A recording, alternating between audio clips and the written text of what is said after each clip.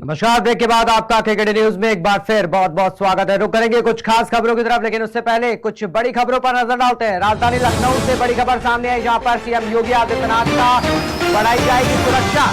ये सूत्रों के हवाले से खबर सामने आई है। यूपी और प्रदेश के बाहर सीएम की सुरक्षा बढ़ाई जाएगी। कर्नाटक में चुनाव प्रचार के दौरान सुरक्षा बढ़ाई जाएगी। फिलहाल सीएम योगी को Z+ कैटेगरी की सुरक्षा मिली हुई है। तो बड़ी खबर इस वक्त जो है वो आ रही है राजधानी लखनऊ से, जहां पर योगी आदित्यनाथ की जो सुरक्षा है वो सुरक्षा बढ़ाई जाएगी। और बताया जा रहा है, ये सूत्रों के हवाले से खबर आ रही है कि योगी आदित्यनाथ की जो Z+ सुरक्षा है उसको भी बढ़ाया जा सकता है। और प्रदेश के बाहर सीएम की सुरक्षा बढ़ाई जाएगी। कर्नाटक में चुनाव प्रचार के दौरान भी सुरक्षा योगी आदित्यनाथ की बढ़ाई जा सकती है।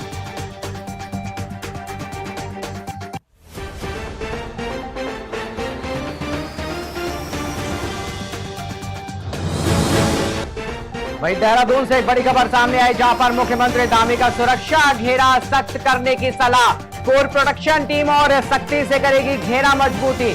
मुख्यमंत्री पुष्कर सिंह धामी को इंटेलिजेंस ने सलाह दी है। सत्यापन के बाद या आगंतुकों से मिलने की सलाह दी गई। इस रिपोर्ट के बाद सुरक्षा व्यवस्था कड़ी की जा रही है। सीएम आवास सचिवालय की सुरक्षा कड़ी की जा रही है। ये सूत्रों के हवाले से यह भी खबर सामने आई, जहां पर प्रयागराज मामले के बाद इंटेलिजेंस ने ये रिपोर्ट भेजी है। छोटे कार्यक्रमों से बचने का भी आग्रह किया गया है। तो देहरादून से ये खबर आपको बता रहे हैं, उत्तराखंड से, जहां पर सुरक्षा की जो व्यवस्था है इसको देखा जा रहा है। और वहां पर भी इसके बाद में ये बात कही जा रही है कि इंटेलिजेंस ने जो है वो सलाह दी है। पुष्कर सिंह धामी की जो सुरक्षा है उसको भी देखा जा रहा है। मुख्यमंत्री धामी की सुरक्षा घेरा सख्त करने की सलाह दी जा रही है। कोर प्रोटेक्शन टीम और सख्ती से घेरा मजबूती करेगी। मुख्यमंत्री पुष्कर सिंह धामी को इंटेलिजेंस ने यह सलाह दी है।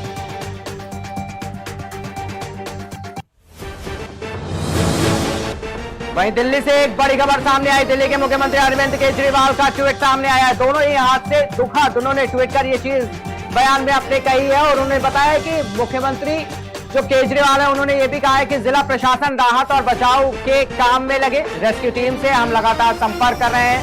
प्रभु से सबकी कुशलता की कामना करता हूं। तो आज सीएम केजरीवाल ने ये ट्वीट किया है। ट्वीट कर ये बात कही है।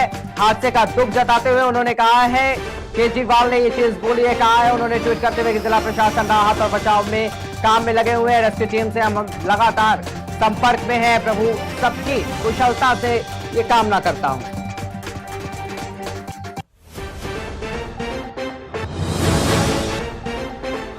चुनाव को लेकर एक बड़ी अपडेट सामने आ रही है। लखीमपुर से निकाय नामांकन को लेकर आज आखिरी दिन। सपा भाजपा प्रत्याशी आज नामांकन कराएंगे। भाजपा से पुष्पा सिंह, सपा से रमा मोहन का नामांकन। भाजपा बागी प्रत्याशी ईरा श्रीवास्तव नामांकन करेंगी। नामांकन को लेकर सुरक्षा के कड़े इंतजाम किए गए हैं। तो चुनाव को लेकर इस वक्त की बड़ी अपडेट जो है वो सामने आपको बता रहे हैं, जहां पर आज आखिरी दिन है। नामांकन को लेकर लखीमपुर खीरी से यह खबर सामने आ रही है, जहां पर सपा भाजपा प्रत्याशी आज नामांकन करेंगे। अगर भाजपा से बात करी जाए तो इस बार भाजपा से पुष्पा सिंह को टिकट दिया गया है। वहीं अगर समाजवादी पार्टी की बात करी जाए तो पिछली बार रमा मोहन वाजपेयी को भी इस बार नामांकन करने के लिए पहुंचेंगे, जिनको समाजवादी पार्टी से टिकट मिला हुआ है। बसपा से पिछली बार ये नामांकन इन्होंने किया था और मात्र 800 वोटों से पिछली बार हार का सामना करना पड़ा था। लेकिन इस बार समाजवादी पार्टी ने रमा मोहन वाजपेयी को अपना प्रत्याशी बनाया है और नामांकन करने के लिए जा रही है। वही भाजपा की बागी प्रत्याशी रहे ईरा श्रीवास्तव इस बार निर्दलीय खड़ी हो रही है और निर्दलीय से अपना नामांकन कराने के लिए आज पहुंच रही हैं।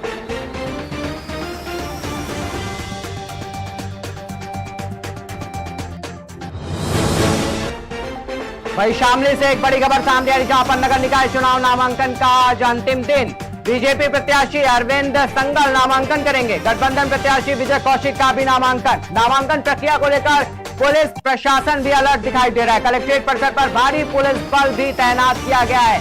तो लगातार जो नामांकन की प्रक्रिया है वो चालू है और आज आखिरी दिन है, अंतिम दिन है आज नामांकन का। नगर निकाय चुनाव के नामांकन का आज अंतिम दिन है। बीजेपी प्रत्याशी अरविंद केजरीवाल नामांकन करने के लिए पहुंच रहे हैं। गठबंधन प्रत्याशी विजय कौशिक भी नामांकन करने के लिए पहुंच रहे हैं। और नामांकन प्रक्रिया को लेकर पुलिस प्रशासन की भी अगर बात करी जाए तो हर जगह पुलिस प्रशासन भी अलर्ट दिखाई दे रहा है। कलेक्ट्रेट परिसर पर भी भारी पुलिस बल तैनात किया गया है।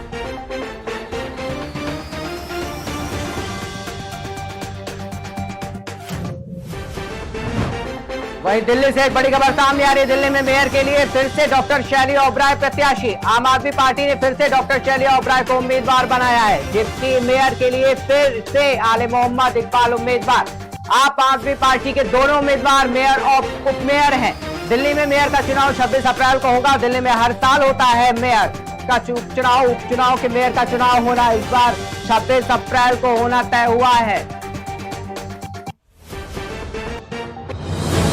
वहीं मुरादाबाद से इस वक्त की बड़ी खबर सामने आ रही है। कांग्रेस ने महापौर पद के लिए उम्मीदवार की घोषणा कर दिया। रिजवान कुरैशी को महापौर पद के लिए बनाया गया उम्मीदवार। दूसरी बार कांग्रेस ने रिजवान कुरैशी पर दांव खेला था। भाजपा उम्मीदवार विनोद अग्रवाल को दी थी कड़ी टक्कर। तो इस बार देखने वाला है बीजेपी की जो दांव है वो किस तरीके से इस बार चलेगा। कांग्रेस और बीजेपी की एक टक्कर मुरादाबाद में देखी जाएगी महापौर पद के लिए। तो महापौर पद के लिए मुरादाबाद में भी उम्मीदवार की घोषणा कर दी गई है। रिजवान कुरैशी को महापौर के पद के लिए उम्मीदवार बनाया गया है। दूसरी बार कांग्रेस ने रिजवान कुरैशी पर दांव खेला है। तो इस बार भाजपा उम्मीदवार विनोद अग्रवाल और कांग्रेस उम्मीदवार रिजवान कुरैशी में आपस में जोरदार टक्कर देखने को मिल सकती है। मुरादाबाद की ये बड़ी अपडेट इस वक्त के सामने आ रही है।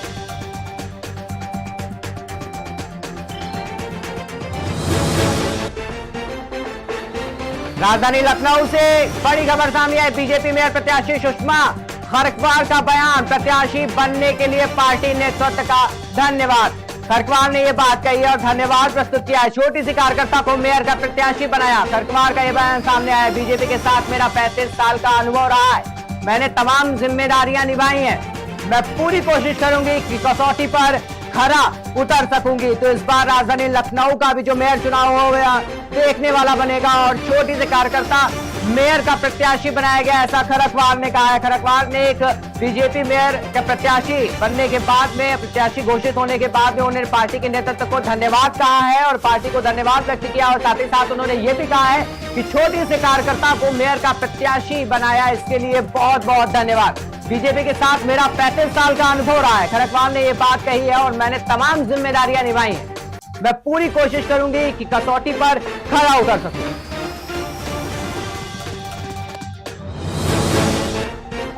बंगलुरु से एक बड़ी अपडेट सामने आ रही है। कर्नाटक के पूर्व सीएम जगदीश शेट्टार कांग्रेस में शामिल। बड़ी अपडेट बेंगलुरु से भी सामने आई। कर्नाटक के पूर्व सीएम जगदीश शेट्टार कांग्रेस में शामिल। ना किसी ने मुझे समझाया ना तसल्ली दी, ये उनका कहना है। टिकट ना मिलने पर भाजपा छोड़ी थी।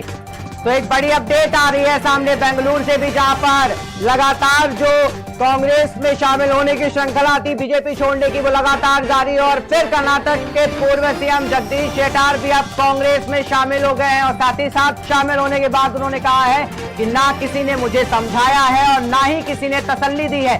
टिकट ना मिलने पर भाजपा छोड़ी थी।